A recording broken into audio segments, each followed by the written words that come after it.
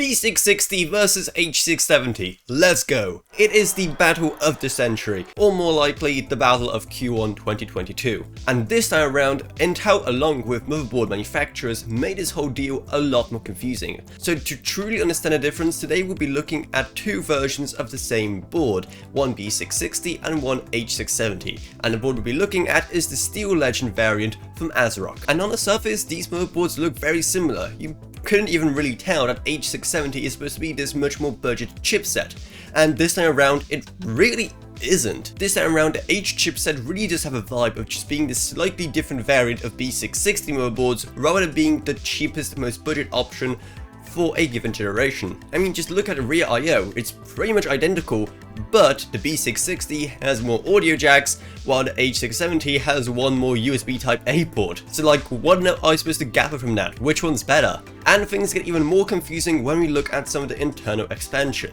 On the H670, you do have one more 1x slot, even though you'd get less lanes with the chipset, not to mention the fact that with B660, you get 2 additional SATA ports compared to just 4 on the H670. Now, given how B660 and H670 both only support up to 4 SATA ports and those 2 additional ones do use an additional SATA controller to be actually functional, that does make sense. In a B660 board, you do expect some more premium features like having an extra SATA controller. But in most other areas, the boards are almost identical. They both have 9 phases of power, they support memory up to 5000 MHz, they both have 3 M.2 slots with 1 additional one for a Wi-Fi adapter, and even looks-wise, they are pretty much the same.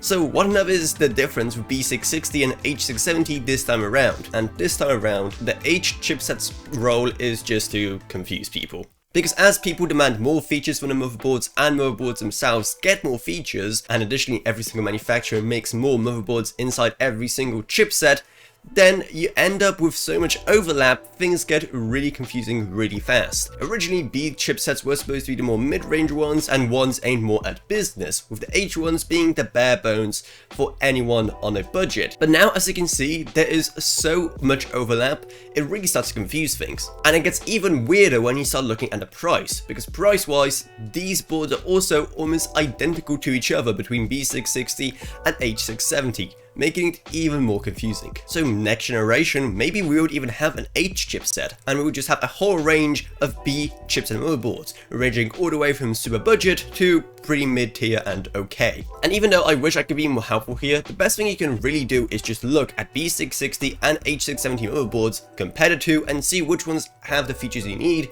and also which one costs less. But even though B660 is supposed to be the slightly more premium chipset, do not get caught up on that, and if you can find a cheaper H670 motherboard, go for that, because odds are you probably won't lose out on too many features anyway. But if there are specific B660 and H670 boards you want me to compare on this channel, then definitely let me know down in the comments below.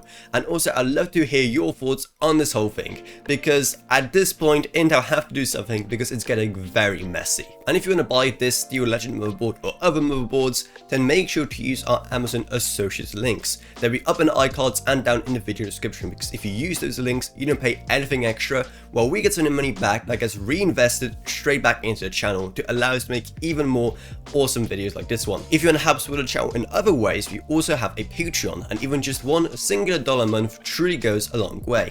And you get awesome perks as well while helping out the channel. Plus, I'd also love to thank my existing patrons Gavin Burns, Ryan, Oki B, Meg Sumner, Shane Allcroft, Lance B, Congage Clothing, and Jesse Huberman.